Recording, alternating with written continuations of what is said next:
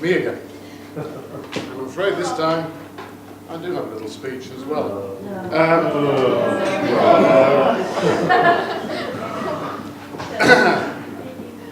First of all, I'd just like to say how wonderful it is to see so many people here from Joe and Josephine's life. Sorry, Mr. and Mrs. Lane's life. Just as your dad has done, Josephine, welcome to our family.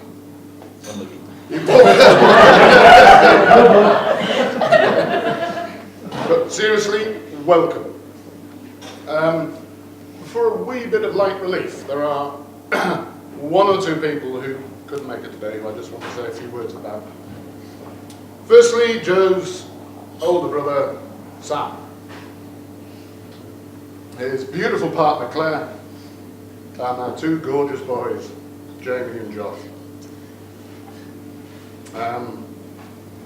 For a variety of reasons, they can't be here tonight. They can't be here today.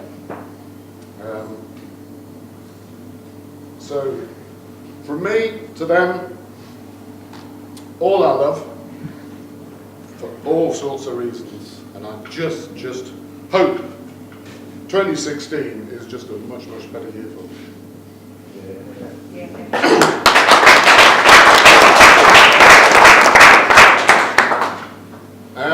Secondly, the Dowager Granny Lane can't be here today. 85 in a couple of weeks' time. She decided it was just perhaps just a little too far.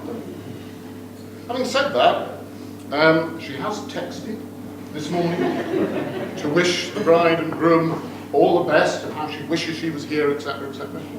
And even more amazingly, in the last 2 or 3 weeks, she's got onto Facebook.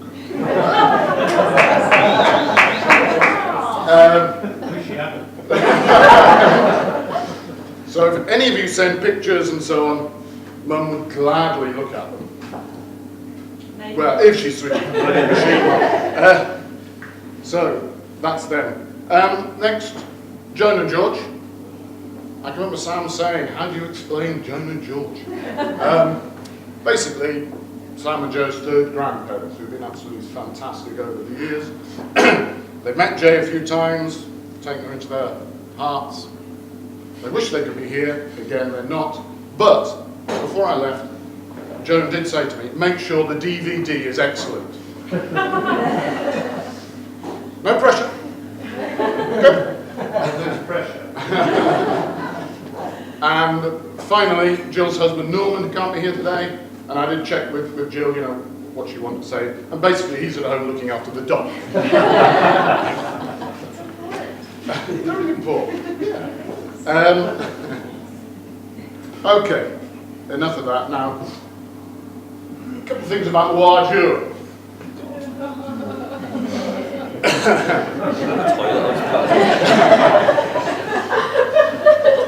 Yes, young Joseph. Josephine, I am very apologetic. But there have been 2 incredibly serious loves in Joe's life, which you should know about. Those are the guests here. First one, 4 letters, begins with C. Bag. Cars! Obviously, come on!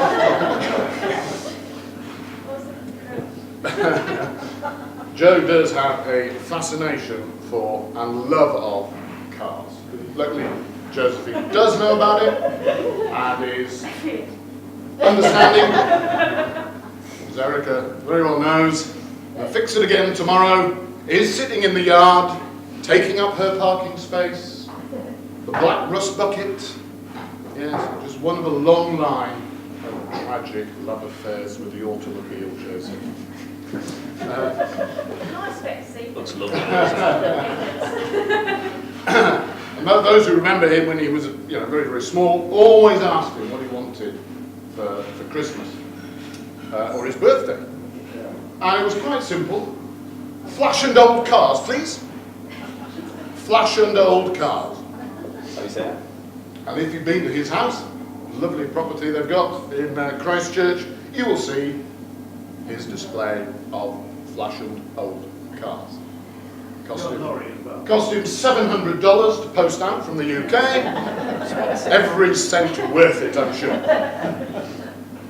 Well, that's his first love, and as I say, I think Josephine almost accepts it. Okay, we've seen that look before. The second one, 4 letters again, begins with T. Yay! Just the man to know. Yeah, it's the Toon. Yeah. Now, those who are not in the know, the Toon has 2 meanings. One, it's the city of Newcastle upon Tyne, that great city, northeast of England. And the second meaning, of course, much more importantly, and I can see there are several Geordies in the room, it is the nickname, the name for Newcastle United Football Club. Yeah. Joe, huge fan of the Toon. Even desperate enough to go to Dunedin and watch them last season in a pre-season tour. Which they did win. Again, Josephine does know, she's begun to realise that if the Toon are on the telly, whiskey's going to be taken for a long walk. At least 90 minutes, depending on the result. And unfortunately this season, well, you've seen how fit whiskey is. Having the house. So there you go. That's Joe's 2 first loves. The Toon. Now Josephine does admit when she first met Joe, she had a little bit of trouble understanding what he was talking about. We always just think he just murmured and mumbled, but no. For Josephine it was this sort of Geordie twang, the dialect, the colloquialisms, and she just couldn't get her head around it for a long time. No, Max, I won't tell the story. Later in the but luckily, her ear is attuned. She's beginning to pick it up. I caught her the other day saying, "Hoey!" And very occasionally, it's addressed at the dog.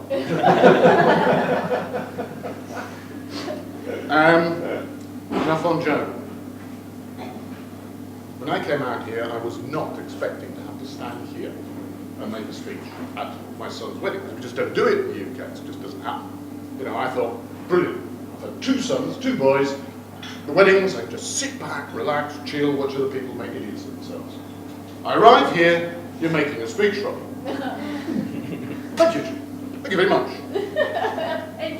So she has been told. Oh, no. Luckily for you, Josephine, I am a gentleman, and nothing at all. Sorry, folks. She can relax and chill. I'm sure Andy will destroy her in a minute. But, as the father of the groom, and I do take my job incredibly seriously, as I'm sure you're fully aware, as the father of the groom, one piece of advice on your wedding night, Josephine. Oh my goodness. One piece of serious advice. Joe is known in the northern and southern hemispheres. Some of the footballers are beginning to... Remember, this is your wedding night. Joe is known as Shite First Touch. I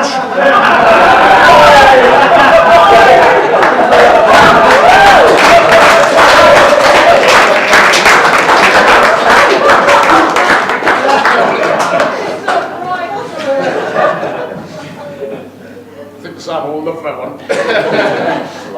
So, ladies and gentlemen, please, fill your glasses. Yep. Charge your glasses. The toast obviously is Joe and Josephine. Please be upstanding once more.